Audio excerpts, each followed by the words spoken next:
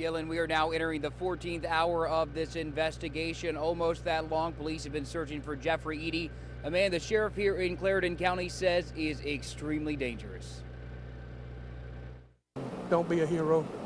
The Clarendon County Sheriff's message not only to the public but to law enforcement as agencies in both South Carolina and Georgia continue their search for 31-year-old Jeffrey Eady, who is now a suspect in 2 murders. He's also believed to be involved in the disappearance of an elderly woman. We believe he's headed south, may possibly be Georgia. Behind him, there is a trail of crime scene tape sealing off 2 separate murder scenes where investigators believe Eady gunned down the victims. Clarendon County Sheriff Randy Garrett says investigators are still working to put this all together, but he believes it started with 77-year-old Sadie Brown, who Eady had a connection to.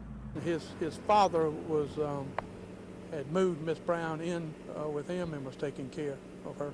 The sheriff says Brown was last seen Saturday, but wasn't reported missing until Thursday afternoon. While deputies were on the way to Brown's home, they got a call about a body found at the county's recycling center, less than 100 yards from their destination. That body was not Brown. The sheriff says deputies found 65-year-old Maybelle White, an employee of the recycling center. He says White was dead from a gunshot wound. Her 2008 Ford Focus was missing. An hour later, another victim was discovered at a North Charleston convenience store. Surveillance cameras captured this picture of Eady inside that store, the stolen blue Focus in the parking lot. Investigators are not only looking for Eady, they are still searching for Sadie Brown. Deputies on ATVs, on foot, and with the help of a sled helicopter spent the night searching near the Clarendon County crime scene, but they say there is little hope of finding her alive. We believe that she is in this area somewhere, and we won't leave until we find her. Do you have reason to believe that she is not alive anymore? I do. Why? Information I can't release at this time. And you can see the blue lights here behind me as the search for Sadie Brown continues here in Clarendon County. A search that the sheriff says will intensify once the sun comes up, and as you just heard him say, one that will not end until Sadie Brown's body is found. In Clarendon County this morning, Brett Buffington, WIS News 10. Employees at the bar Pavlov's, which is right behind the Salty Nut Cafe, say they were the ones that called 911 around 4:30 a.m. when they saw smoke coming from the roof of the building. It was kind of like light black smoke or gray smoke that was coming up from the ceiling, or the actual vents from the kitchen looked like.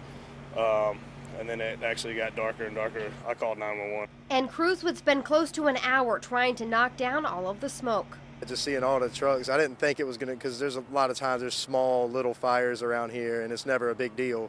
But then seeing all the fire trucks and everything that was going on and the amount of smoke that was coming out of the building was crazy. Fire officials believe the fire started in the kitchen. They say the Salty Nut Cafe didn't have sprinklers, but according to fire marshal records, they didn't have to.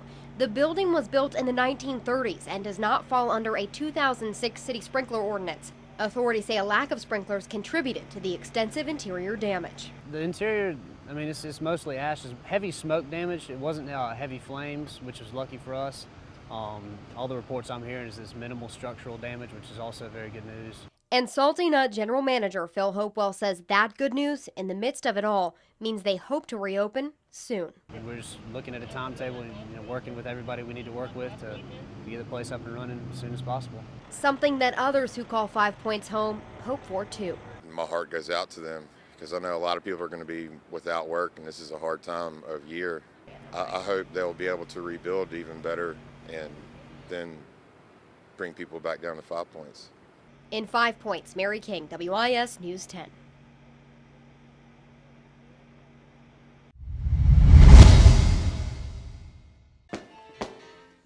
Are we ready? Okay.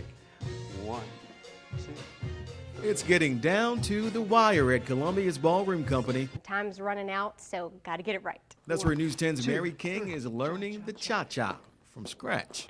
2, 3, cha-cha-cha. And her teacher and partner, Tracy, still quickly learned it would take some time for him to take the lead on this dance floor. Well, the hardest part is letting go of control. Not me, right? No. I wouldn't say controlling, I would say passionate. Am I going? Are you? Am I going? I'm going. Well, go up, and I'll take you there. These grueling but fun rehearsals are leading up to a huge fundraising event, Dancing with the Stars Lexington. 12 people, including everyone from the mayor to local doctors, will hit the dance floor on April 22nd. A lot of the contestants have kids or grandkids in our schools. Some of them are connected through our schools through other ways.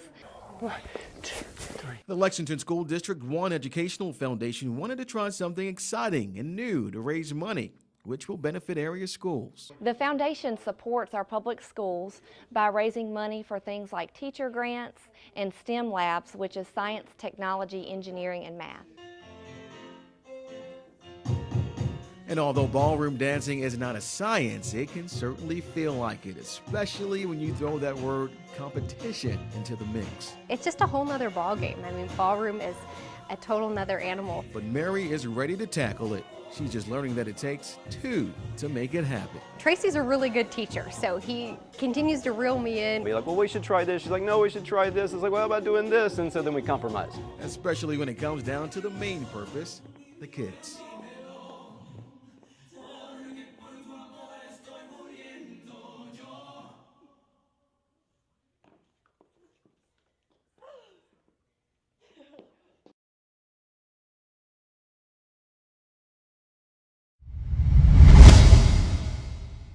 The Midlands News 10's Mary King live in 5 Points this morning with a look at what's going on outside right now. They're an area prone to flooding. That's right, it is. And Lynn, the best adjective right now is soggy because we're not seeing a lot of flooding, but the rain is steadily coming down. You'll see this area of Blossom Street is usually where we see a lot of flooding. If we have heavy rain, we've got some motorists there saying hey this morning. But there are sandbags placed along the side of this block as well as barricades in front of SC Nails because they were prepared for Tropical Storm Andrea. They've been flooded about 5 times over the last 2 years, and that was something they didn't want to happen this time around. Well, the good news is we didn't have as much rain as usually causes that flooding, and so we are glad to say that there is no flooding really going on in 5 Points right now, something we'll continue to monitor throughout the morning. In 5 Points, Mary King. Back to you, Hannah, Lynn, and Ben.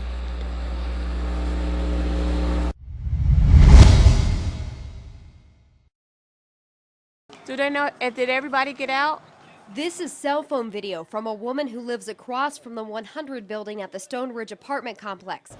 She was just one of several neighbors who couldn't believe their eyes. Noticed black smoke coming from the apartment to our left.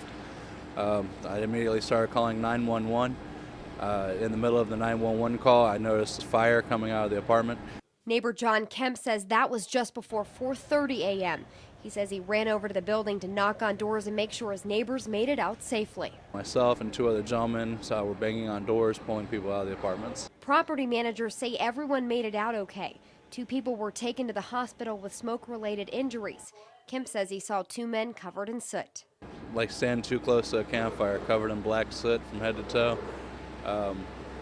I noticed the one, as the fire was worsening, he was having a little tough time breathing, but I mean, it's understandable going what he was going through. Fire officials say high winds in the apartment's infrastructure made it difficult to get the fire under control.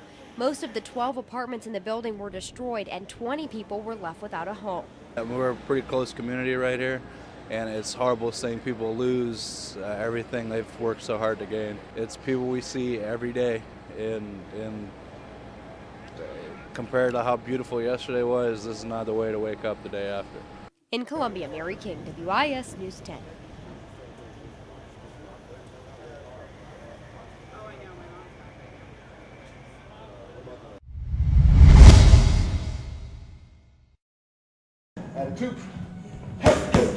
At Fight Club University in Northeast Columbia, throwing punches is a passion.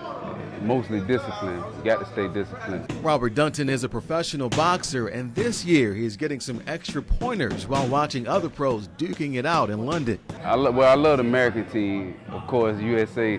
So just to see like how technical we moving forward in boxing, how Our conditioning, our training, everything is going. This year, with 13 tournaments at the games, several medals went up for grabs, and boxers say it takes much more than landing a good punch to be successful. It's not like a street fight or anything like that. It's more like a technical match, chess game, so it's a lot of discipline and conditioning. So watch out, Rocky. Len Keys is rolling up the sleeves of his dress shirt, getting gloved up, and protecting the dome. Fisherman, oh yeah. Time for some boxing in the ring. 1, 2, 3, 4, 5, 6. 1, 2, 3. Left and right hooks, uppercuts, the right and wrong stance. Defense is always the most important thing in life. I learned pretty quickly they were not exaggerating. A lot more than meets the eye goes into the sport of boxing. It takes a whole lot of work, a whole lot of dedication, a whole lot of, gas and just putting yourself out there, pushing yourself. And that's what trainers like Dunton and Daryl Johnson are teaching the up-and-comers here at Fight Club U. Along with lessons in life skills, they learn the ins and outs of boxing. So they can compete on the national level and really, make a name for themselves and stuff like that. Hey, maybe even the Olympics one day. With the right moves, they have a fighting chance.